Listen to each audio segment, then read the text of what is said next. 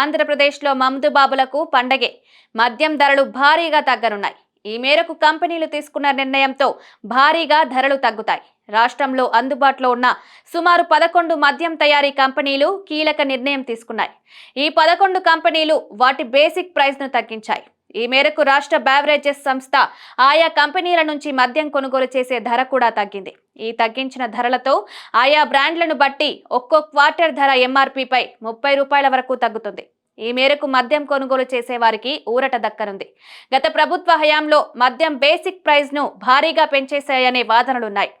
ఈ మేరకు ప్రస్తుతం మద్యం సరఫరా కంపెనీల్లో కొన్ని ఇప్పుడు వాటంతట అవే బేసిక్ ప్రైస్ ను తగ్గించుకున్నాయి. గత ప్రభుత్వ హయాంలో ఆయా కంపెనీల నుంచి కమిషన్లు వసూలు చేశారనే విమర్శలొచ్చాయి. కొన్ని ఫిర్యాదులు కూడా అందాయంటున్నారు. అందుకే ఆయా కంపెనీలు బేస్ ప్రైస్ ను భారీగా పెంచేశారన్న ఫిర్యాదులు వచ్చాయట.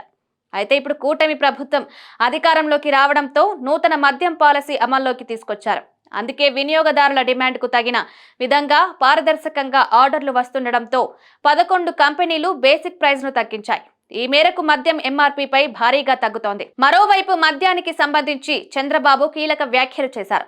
రాష్ట్ర వ్యాప్తంగా మద్యాన్ని ఎంఆర్పీ కంటే రూపాయి ఎక్కువ ధరకు అమ్మినా ఊరుకునేది లేదన్నారు. ఎంఆర్పీ ధరలు పెంచినా, బెల్ట్ షాపులకు మద్యం విక్రయించినా ఆ షాపులకు మొదటి తప్పు కింద 5 లక్షల రూపాయలు జరిమానా విధిస్తామని హెచ్చరించారు. రెండోసారి అదే తప్పు చేస్తే షాప్ లైసెన్స్ కూడా రద్దు చేస్తామన్నారు. బెల్ట్ షాపుల విషయంలో కఠినంగా వ్యవహరించాలని అధికారులకు సూచించారు. మద్యం షాపులు బెల్ట్ షాపుల్ని ప్రోత్సహిస్తే చర్యలు తప్పవని హెచ్చరించారు. ప్రతి షాప్ దగ్గర ఖచ్చితంగా సీసీ కెమెరాలతో పాటుగా ధరల వివరాల్ని తెలుపుతూ బోర్డులు ఖచ్చితంగా ఏర్పాటు చేయాలని సూచించారు. ఆకస్మిక తనిఖీలతో పాటుగా టోల్ ఫ్రీ నంబర్లు ఏర్పాటు చేయాలని కూడా సూచించారు ముఖ్యమంత్రి చంద్రబాబు. అలాగే రాష్ట్ర వ్యాప్తంగా మద్యం షాపుల్ని దక్కించుకున్న యజమానులు తమకు మార్జిన్ తక్కువ వస్తుందని ఆవేదన వ్యక్తం చేశారు.